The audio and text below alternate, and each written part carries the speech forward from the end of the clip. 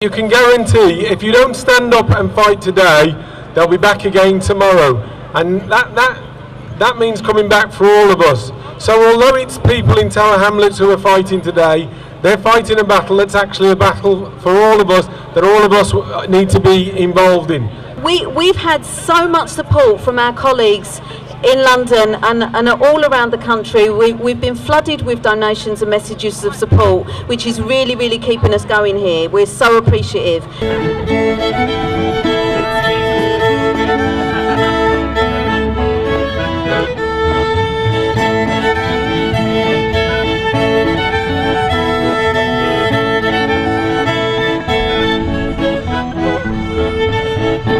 All out indefinite strike action.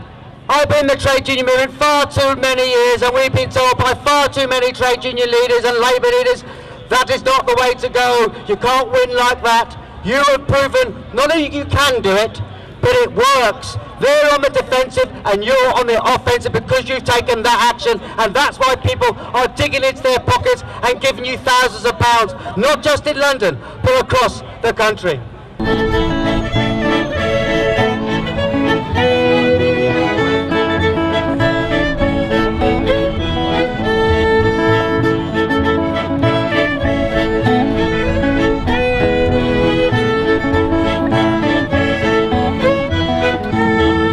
Solidarity and support, we've raised already £17,000 from the trade union movement. Every £5 and £10 maintains the strike and keeps our members out on strike, and it also strengthens our determination to win.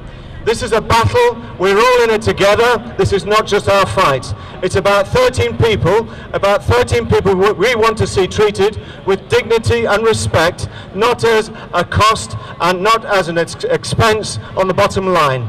We've got someone who's trying to bring in, the Tories announced they wanted to bring Ryanair culture into the public services. Our principal's trying to preempt that. And we're here to say, if you want that kind of culture, you will face a battle.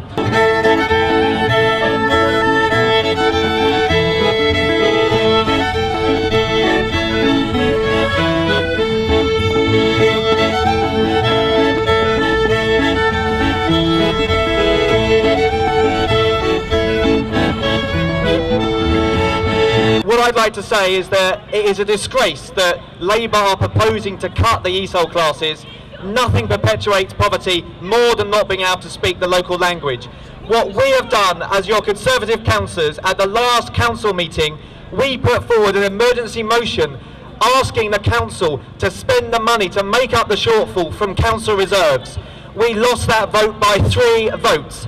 Labour voted against, the Conservatives voted for it, as did the Respect councillors and the Lib Dem councillors.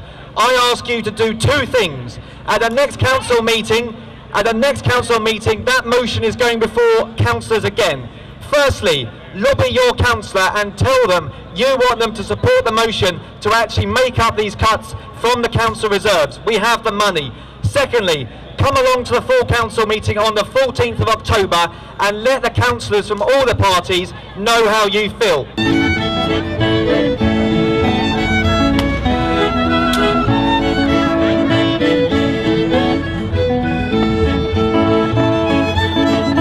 First thing to say, City and Islington College so far have collected £1,100 for your collection. Secondly, our branch meeting last week reaffirmed that you'll be getting £10 off every single member every single week until you win this strike.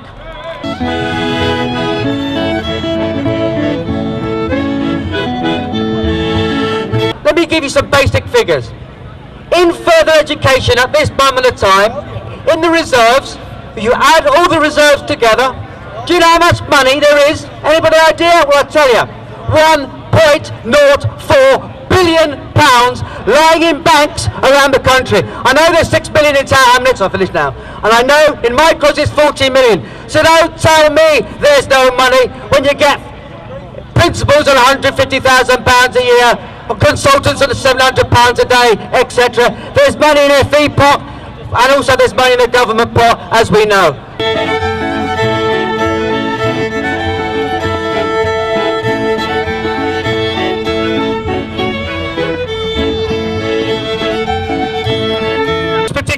is going to affect our teachers inside Tower Hamlet College. It's also affecting our pupils. It's affecting our community. And I, as respect councillor for Tower Hamlets and also a prospective member for Parliament, here in solidarity with yourself in order to provide that support and also harass the management of Tower Hamlet.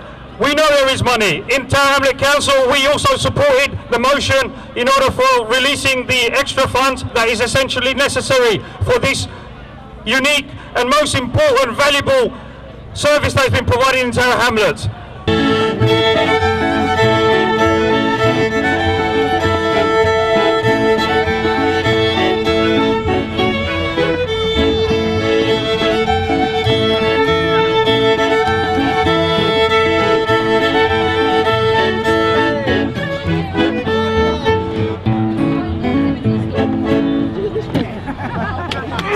That is at the root of the cause of the cuts that you are facing and the jobs that you face losing, is meeting down in Brighton at what it still calls its annual conference.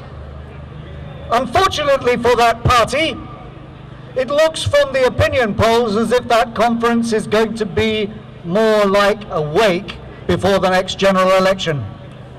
It is now understood that something like a third of the Labour MPs in the House of the Commons are looking for alternative employment after the next general election. Now, we have to ask ourselves, is that because the Conservative Party has somehow magically reinvented itself as something other than it always was?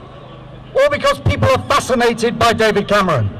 And quite clearly the answer is no. The reason for this, unquestionably, is the despair that Labour voters have felt over the past 10 years about policy promises that have simply been ignored and attacks that have been mounted by the government.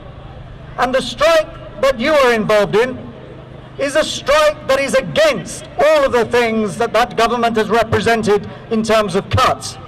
It's a strike that offers a lead and an opportunity from all those other colleges, particularly Manchester College, facing an attack on union organisation itself, even as we speak and even as you continue your struggle.